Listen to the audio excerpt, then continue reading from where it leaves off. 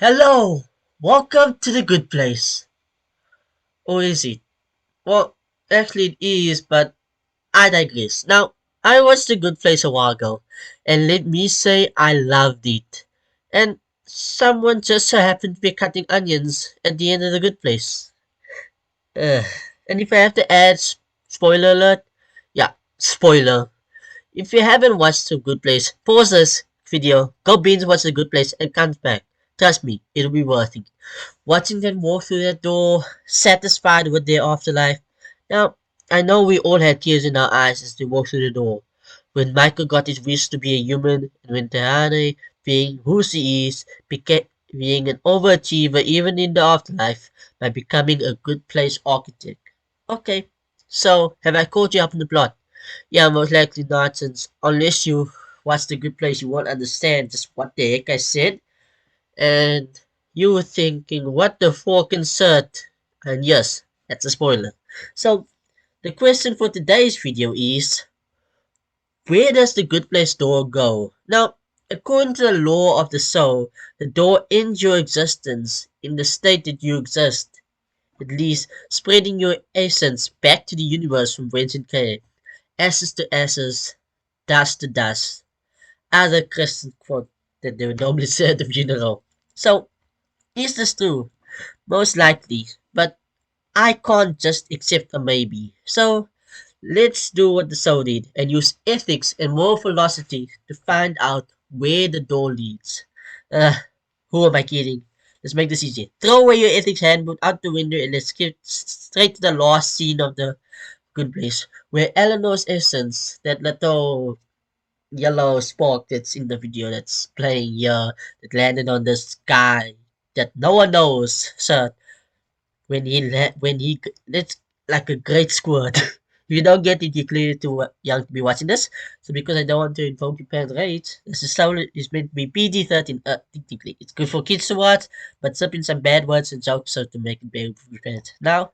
That now again, Eleanor's essence lands on this guy's shirt picture in the video. Now, it makes it seem like that they're distributed amongst the universe. It seems right. But what actually happens? We see Eleanor enter the door, then particles of Earth flow through the universe, going to Earth, and parts of it sprinkling on the guy who returned the stuff to Michael. And, and Michael says the iconic line that you would know if you watch A Good Place. So, where did the rest of her go? Her soul did a large journey to Earth, and all that we see is that single particle landing on the guy? No, I think there's something more. Many believe that when you die and you pass through the light for the last time, that light that you see at the end of the tunnel is the light of a hospital room. And the reason you cry so much as a baby is because you're remembering the past life you loved and lost. So I guess, yeah, they're already at peace with their death. So maybe a different version of this? Yep, reincarnation. When they die, their second death, their particles are spread across the universe. Now stay with me. This is digging really into theoretical theory. The atoms that make up your body, no, this isn't actually theoretical. Okay, it's theoretical, but not a theoretical theory. But anyway, it's theory. The atoms that make up your body once made up the body of another living creature, like the water that you drink was taken from a river millions of miles away, and was once the water that was drank by the dinosaurs. So, is this possible? Eleanor's dust scattered on the earth instead of being her essence something not specific. What if that was her atoms? We are made from atoms of what was made from our ancestors, even those who are not our ancestors. Which is why in some ways everyone is like related to everyone because you and some rando across the world could have atoms that came from the same person. And that is true. The planets were created from the stardust of dying stars. The atoms that make up the water in your body is no different than the atoms that exist within the water on Mars. It's just two hydrogen atoms and one oxygen atom. So, not reincarnation in the traditional sense where when you die you become someone else. Rather, reincarnation as a part of you lives on in someone else or multiple someone else.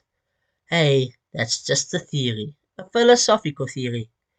Because let's face it, where you go when you die was always a big question when you and the good place just answered it. You love on. What made you up will one day go to make up someone else. Thank you for watching.